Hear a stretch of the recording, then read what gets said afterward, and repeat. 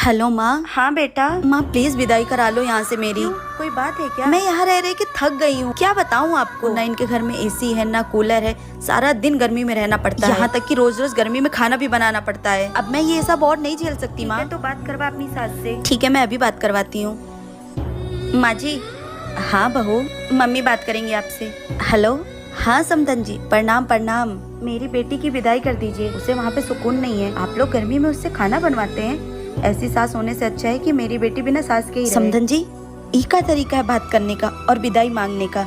एक तो आप पूरे 1 साल बाद फोन करके विदाई मांग रही हैं और वो भी इस तरह से। आप बताइए विदाई करेंगी या नहीं? हाँ करूँगी।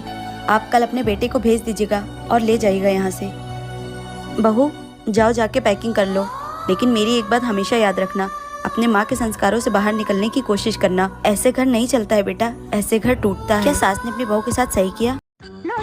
क्यों देवरानी जी? जी दीदी बोलिए। मैंने सुना कल रात तुमने खाना नहीं खाया था। आपको किसने बताया दीदी? और कौन बताएगा? देवर जी ने बताया मुझे। इनको तो मैं छोड़ूंगी नहीं। सॉरी दीदी। अगर मैंने दोबारा कुछ ऐसा सुना ना कि तुम खाना नहीं खा रही हो, फिर बताती हूँ मैं तुम्हें। दीदी वैसे आज आप बहुत सुंदर लग रही हो। मस्का मार रही हो?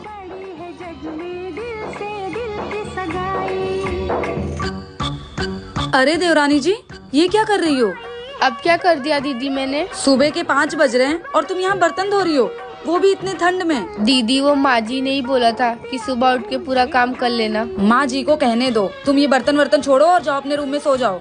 पर दीदी माँ जी को मैं देख लूंगी और 8 बजे से पहले उठ मत जाना। ये बर्तन धो के जाऊँ? हे भगवान, इस लड़की का। अच्छा ठीक है ठीक है। देवरानी को अपनी दुश्मन नहीं बल्कि उसे अपनी छोटी बहन। माँ मैं कॉलेज जा रही हूँ। दीदी मेरी स्कूटी खराब हो गई है, मुझे बहुत देर हो रही है। मेरा ऑफिस आपके कॉलेज के ही साइड है, प्लीज अपने साथ मुझे लेते चलिए। सॉरी भाभी, मैं आपको नहीं ले जा सकती हूँ, आप ऑटो करके चले जाइए ना।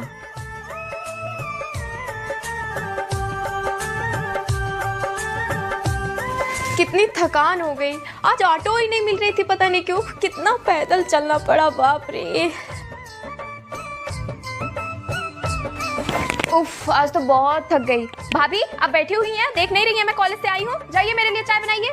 ठीक है दीदी, अभी बना के लाती हूँ। बहू रुको, क्यों रे कांचो, थकान सिर्फ तुझे होती है? सुबह ये बोली दीदी मुझे साथ लेते चलिए तो तेरा डिमांड कम हो रहा था, तू स्कूटी से गई और ये बेचारी पैदल गई। तेरे से ज्यादा थकी ये है, तो चाय तो तू बनाएगी, वो भी हम सब के लिए।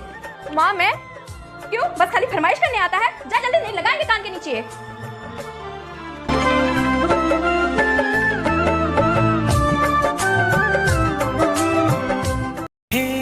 बड़ी बहू और छोटी बहू, तुम दोनों आज ही मायके से आए हो ना, तो मुझे दिखाओ तुम्हारे मायके से क्या क्या आया है। ठीक है माँ जी। जी माँ जी, लेकर आई। ठीक है, मैं बाहर बैठी हूँ, लेकर आओ।